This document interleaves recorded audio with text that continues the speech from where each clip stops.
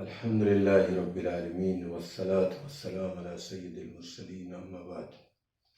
حضرات، اس زمین پر انسانوں کی کامیابی کا دار و مدار دل کی پاکیزگی پر رکھا ہے، اور یہ دل جب گندا ہو جاتا ہے تو ساری تباہیاں اور بربادیاں اس کے ساتھ جمع ہو جاتی ہیں۔ یہ جو دنیا میں بڑے بڑے لاکر لگائے جاتے ہیں، سیکورٹی گارڈ بٹھائے جاتے ہیں، رائفل لے کے کھڑے رہتے ہیں، یہ سانپ اور بچھو کے ڈر سے نہیں کھڑے ہیں، یہ شیر اور چیتوں کے ڈر سے نہیں کھڑے ہیں، بلکہ گندے دل، گندے سوچ، گندے جذبات، گندے خیالات رکھنے والوں انسانوں کی وجہ سے یہ سیکورٹی لگائی جاتی ہے، یہ لاک لگائے جاتے ہیں۔ اور ایسا انسان اس زمین پر چاہے جتنی دولت کما لے، سکون سے محروم ہوتا ہے۔ یہ دنیا کا پہلا عذاب ہے۔ یہی وجہ ہے کہ آج دنیا میں بڑے بڑے دولت والے سوسائڈ کر رہے ہیں۔ یہ مستقل ایک الگ موضوع ہو جائے گا جس پر اس وقت میں نہیں جانا چاہتا۔ مختصر یہ ہے کہ اللہ نے جو آخری کتاب قرآن مقدس بھیجا، اگر اس کتاب کے بارے میں یہ پوچھا جائے کہ اس کتاب کو اگر ایک جملے میں بتایا جائے کہ بھئی اس کتاب کے آنے کا کیا مقصد ہے، تو صرف یہ ہے کہ اس کتاب کے آنے کا مقصد یہ ہے کہ اس کتاب میں یہ بتایا گیا ہے کہ انسان اس دنیا میں اور موت کے بعد جو ابدی دنیا آئے گی، ان دونوں دنیاؤں میں کیسے کامیاب ہو جائے اور ناکامی سے کیسے بچ جائے، اس کے لیے قرآن ہے۔ جب قرآن کی رہنمائی پر لوگ چلیں گے تو اچھے خیالات، اچھے جذبات، پاکیزہ ذہن ہوگا اور ساری خوبیاں اس کے اندر آ جائیں گی۔ اور جو قرآن کی ہدایت سے آدمی ہٹے گا تو پھر اس کے اندر تمام وہ گندگیاں پرورش پانے لگتی ہیں۔ مثلا اس دل میں جہاں اللہ کی محبت ہونی چاہیے، عاجزی ہونی چاہیے، انکساری ہونی چاہیے، تواضع ہونی چاہیے تھی، انسانیت کا درد غم ہونا چاہیے تھا، وہاں پھر اس کے اندر حسد آئے گا، خود گردی آئے گا، بغض آئے گی، کینہ، عداوت، شہرت، اکڑ، بے شمار گندگیاں اس کے اندر بھرتی چلی جائیں گی۔ اور پھر ایسا انسان خود اپنی ذات کے لیے نقصان دہ نہیں ہوتا۔ جب اس طریقے کے انسانوں کی ایک بڑی تعداد ہو جاتی ہے تو پھر پورا معاشرہ اور پورا ملک اور پوری دنیا ان کی وجہ سے تباہی پھیلتی ہے۔ اور یہ ایک ایسی بات ہے جس کو ان پڑھ اور پڑھے لکھے دونوں جانتے ہیں۔ ایک سنتوش ہیگڑے صاحب ہیں جو بڑے جینیس آدمی، انہوں نے ایک دن بڑا عجیب واقعہ بتایا۔ انہوں نے کہا کہ 2010 میں ایک سرکاری اسپتال میں ایک عورت ایک آدمی کے ساتھ میں گئی، اس کو ڈیلیوری کیس تھا۔ ڈاکٹروں نے پیسے کا مطالبہ کیا، اس نے کہا پیسہ ہمارے پاس ہے نہیں، تو ڈاکٹروں نے اس کا ٹریٹمنٹ کرنے سے انکار کر دیا۔ وہ جو ساتھ میں آدمی تھا اس نے وہیں بٹھا دیا اسپتال میں اور کہا ہم پیسے کا انتظام کر کے آ رہے ہیں۔ وہ چلا گیا پیسہ لانے کے لیے، وہ ڈاکٹروں نے اس کو اسپتال سے نکال دیا، کہا کہ تم یہاں بیٹھو نہیں، اسپتال سے باہر نکلو۔ وہ باہر نکل کر کے روڈ پار کر کے اس طرف گئی، وہاں بس اسٹینڈ تھا، وہیں پر اس کو بچے پیدا ہو۔ یہ کتنا گندا سماج ہے! یہ ہم کیسے سماج میں رہتے ہیں جہاں اتنے بگڑے ہوئے لوگ ہیں، جن کے اندر انسانیت، شرم اور حیا نام کی کوئی چیز ہی نہیں رہ گئی، جانوروں کی سطح کو بھی پار کر گئے۔ یہ کیوں ہوا؟ کہ اللہ نے انسانوں کے دلوں میں پاکیزہ جذبات پیدا ہونے کے جو اصول اور ضوابط بتائے تھے، اس کو لوگوں نے اپنانا چھوڑ دیا، قرآن کی رہنمائی لینا ہی چھوڑ دیا۔ ورنہ تاریخ گواہ ہے کہ محمد عربی صلی اللہ علیہ وسلم نے جب نبوت کا اعلان کیا اور اس دور کے لوگوں کے اندر قرآن کی پاکیزہ تعلیمات کو پیش کیا، تو وہ لوگ جو انتہا درجے کے بگڑے ہوئے لوگ تھے، وہ انتہا درجے کے فرشتہ صفت انسان بن گئے،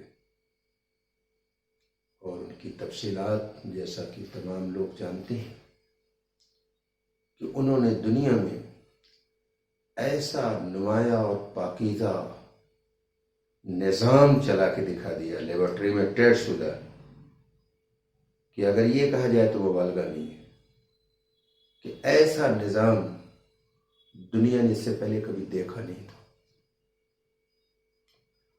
بی اسمتھ نے بہت خوب کہا کہ اگر کوئی شخص یہ دعویٰ کر سکتا ہے کہ اس نے انصاف اور پوری ایمانداری کے ساتھ اس زمین پر حکومت کیا ہے تو وہ صرف اور صرف محمد صلی اللہ علیہ وسلم کی ذات ہے، اور میں اس میں اضافہ کروں گا ان کے بعد ان کے خلفاء نے بھی اسی پیٹرن میں کام کر کے دکھایا۔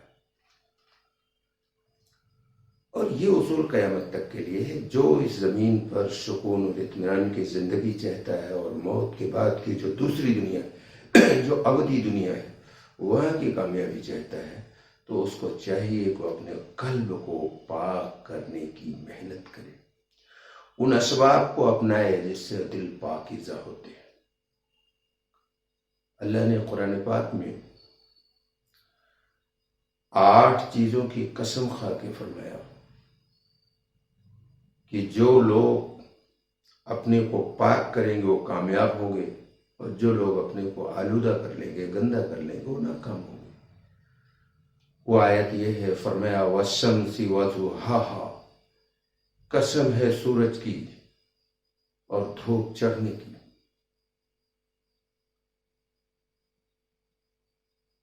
والقمر اذا تلاها، اور قسم ہے چاند کی جبکہ وہ اس کے پیچھے آ جائے، والنہار اذا جلاها،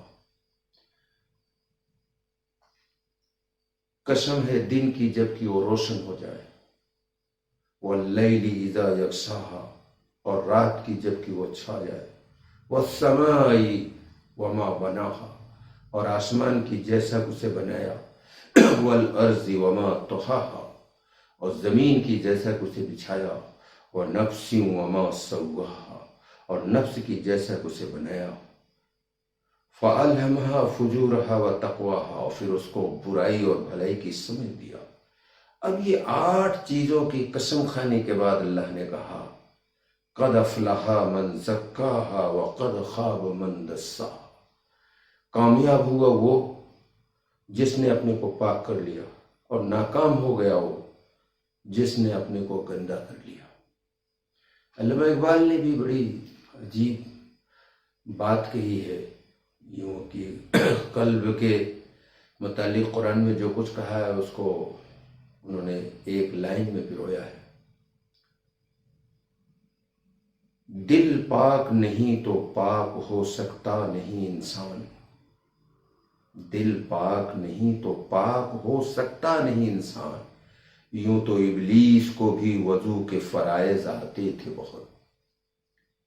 یہ پانی سے ہم دھول وغیرہ جو ظاہری گندگی ہے دھو لیتے ہیں، لیکن اصل گندگی تو وہ دل کی ہے، حسد ہے، بغض ہے، کینہ ہے، عداوت ہے، اکڑ ہے، بڑائی ہے، یہ ہے۔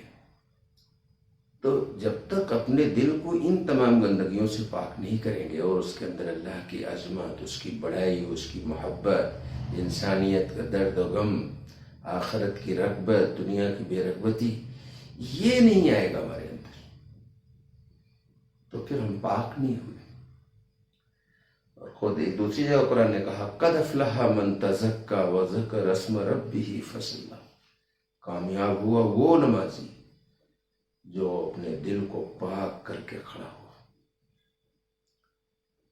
تو بہرحال پاکیزہ انسان اس دنیا میں بھی سکون کی زندگی گزارتے ہیں، چاہے وہ جھوپڑے میں ہو، اور موت کے بعد کی ابدی زندگی میں اللہ نے ان کے لیے ہمیشہ کی جنت تیار کر رکھا ہے، جہاں اس کی چاہت کا ہر سامان ہوگا۔ اور گندے انسان اس دنیا میں بھی بے چینی اور پریشانی میں ہوتے ہیں، چاہے خربوں کے مالک ہوں، اور موت کے بعد ایسے انسانوں کا ٹھکانہ وہ جہنم ہے، جہاں موت موت چلائے گا، موت بھی نہیں آئے گی۔ ایک دوسرے مقام پر قرآن نے اللہ نے قسم کھا کے کہا کہ والعصر ان الانسان لفی خسر، قسم ہے زمانے کے سارے انسان ناکام ہیں، الا الذین آمنوا وعملوا الصالحات وتواصوا بالحق وتواصوا بالصبر، لیکن وہ کامیاب ہوا جو ایمان لایا، نیک عمل کیا اور پھر حق بات کی دعوت دیا اور صبر کی تلقین کی۔ یعنی جنت میں جانے کا اور اس دنیا میں سکون زندگی گزارنے کا جو کم سے کم درجہ ہے وہ قرآن میں یہ بتا دیا کہ یہ 4 کام کرے گا تو اس دنیا میں بھی کامیاب اور اس دنیا میں بھی کامیاب۔ ایمان لائے، نیک عمل کرے۔ ایمان کی لازمی شرط ہے نیک عمل، جیسے درخت کا لازمی نتیجہ ہے کہ اس میں پھل ہوتا ہے، ایسے ایمان کا لازمی نتیجہ نیک عمل ہے، ایمان کا پھل ہے۔ کوئی آدمی ایمان کا دعویٰ کرے اور اعمال اس کے برعکس ہوں تو وہ جھوٹا ہے۔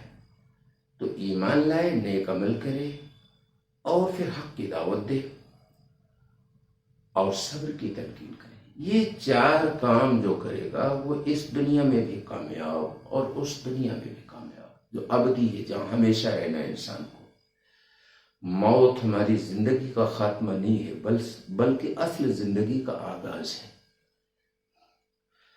تو قرآن جگہ جگہ کچھ چیزیں بتاتا ہے کہ یہ کرو گے تو جنت ملے گا، یہ نہیں کرو گے تو پھر جہنم مل جائے گی۔ کرنے پر ہے جنت۔ اب اس کے برعکس تو کچھ قصے، کہانیاں، کچھ تاریخی حکایتیں، ان کو لوگ قصے کہانیوں کو، تاریخ کو جو ہے جنت میں جانے کا اصول اگر سمجھ لیں گے تو یہ دنیا بھی برباد، آخرت بھی برباد۔ اسی لیے ملا علی قاری رحمۃ اللہ علیہ نے الاخبار الموضوعہ پیج نمبر 323 میں لکھا کہ وہ تمام احادیث جھوٹی ہیں جو قرآن کی صراحت کے خلاف ہیں۔ اور ایک بات اور واضح کر دوں تو یہ بات پھر واضح کرتا ہوں کہ یہ جو بات لکھی بالکل صحیح لکھا، اور آج اس بیماری میں لوگ مبتلا ہیں۔ الموضوعات ابن جوزی میں پیج نمبر 37 میں یہ لکھا ہے کہ ایک آدمی کو جھوٹی حدیثیں گڑھنے کے جرم میں قتل کے لیے لایا گیا، تو اس نے اعتراف کیا کہ میں نے 4000 حدیثیں گڑھی۔ اس کا نام عبد الکریم،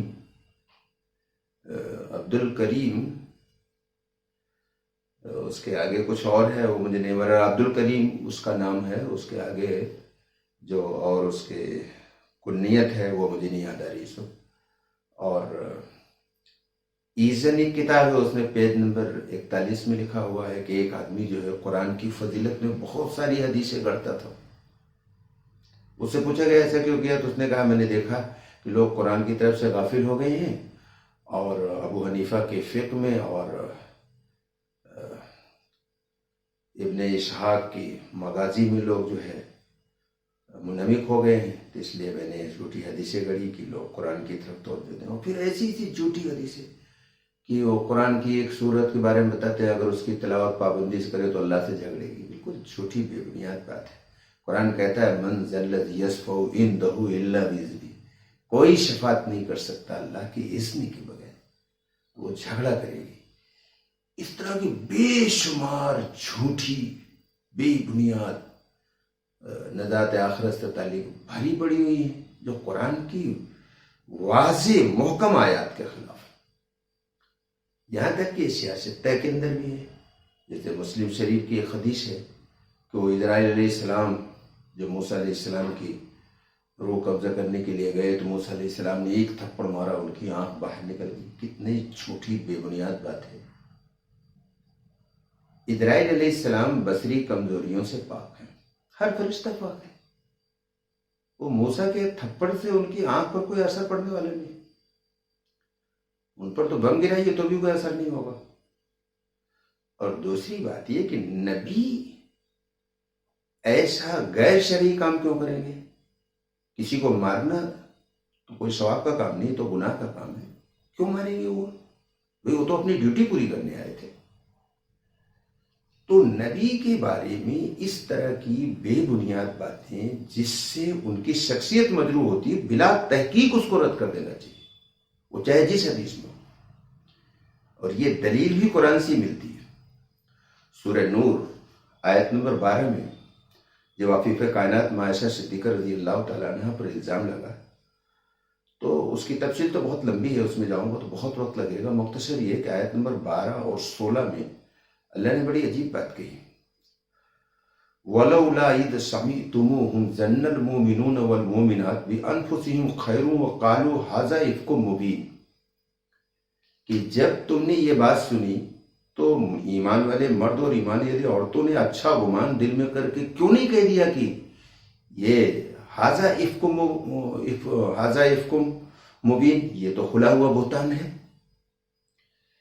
یعنی اس میں کوئی تحقیق کی ضرورت نہیں تھی کہ امام الانبیاء تاجدار مدینہ محمد رسول اللہ صلی اللہ علیہ وسلم کے ازواج کے بارے میں ایسی بات بلا تحقیق اسے رد کر دینا چاہیے تھا. کوئی نبی کی شان میں کوئی غلط بات کہے تو وہاں تحقیق کی ضرورت نہیں، فوراً کہو کہ یہ غلط بات ہے، اس لیے کہ انبیاء کی تربیت اور ان کی حفاظت اللہ براہ راست کرتا ہے. مثلا حضور صلی اللہ علیہ وسلم کے بارے میں آتا ہے، ایک بار کہیں کھیل تماشا ہو رہا تھا، آپ دیکھنے جا رہے تھے، اللہ نے نیت طاری کر دیا کہ میرا محبوب اس کھیل کود سے دور رہے، اور تب نیت کلی صبح جب وہ سب کھیل کود ختم ہو گیا تھا. ہر نبی کی اللہ براہ راست تربیت کرتا ہے، اس کی حفاظت کرتا ہے. تو نبی کے بارے میں کوئی غلط بات ایسے اسرائیلی روایات میں بھرا ہوا ہے جو انبیاء کی شخصیت کو مجروح کرتی ہیں، ان کو بلا تحقیق رد کر دینا چاہیے. لیکن ہمارے پیشے اور واعظین اسے بیان کرتے رہتے ہیں. اور نجات آخرت سے متعلق بے شمار من گڑھن جھوٹی حدیثیں، یہ پڑھ لو روز تو مغفرت ہو جائے گی، تو جنت مل جائے گی. قرآن کو چھوڑ کر کے اس من گڑھنت باتوں کو آپ نجات آخرت کا ذریعہ بنائیں گے تو دنیا بھی اجڑ جائے گی، آخرت بھی اجڑ جائے گی. قرآن نے جگہ جگہ کچھ اعمال بتائے ہیں کہ یہ کرو گے تو کامیاب ہوگے، یہ نہیں کرو گے تو ناکام ہو جاؤ گے. جیسا کہ ابھی میں نے قلب کی پاکیزگی سے متعلق اور سورہ والعصر کے حوالے سے بہت ساری چیزیں آپ لوگوں کے سامنے آ گئی، تو یہ بات سمجھ میں آ گئی.